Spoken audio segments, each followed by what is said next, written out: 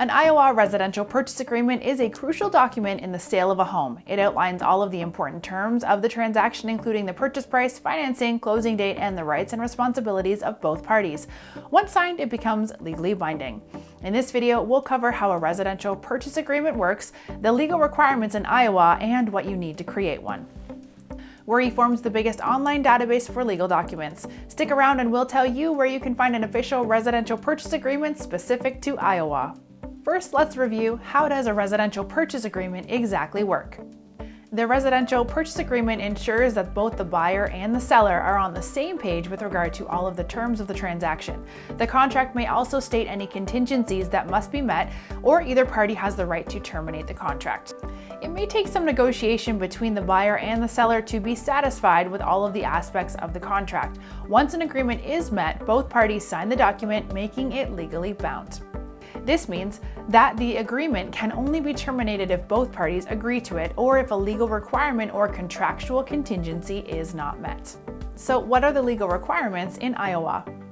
In Iowa, the seller is legally required to fill out and provide an official disclosure form that details facts about any structural or material damage to the property, environmental issues, radon gas exposure, zoning, and more. In addition, under federal law, the seller must disclose the property's history of lead-based paint exposure if it was built before 1978.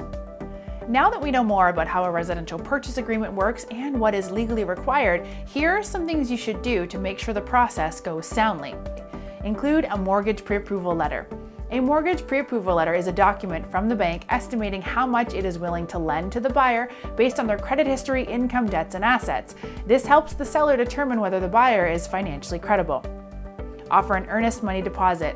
An earnest money deposit is a percentage of the offer and provided to the seller as a show of good faith. It is written into the residential purchase agreement and typically delivered when the agreement is signed. Use an addendum to modify or add to the agreement. An addendum is often included with a residential purchase agreement to add to or amend any terms and conditions. It can also detail a contingency which allows either party to opt out of the contract if certain terms are not met. If you're in need of an official Iowa residential purchase agreement, you can get started by clicking the link here. Hit that subscribe button for more videos that help simplify the legal process for everything ranging from buying or selling a house to making a will.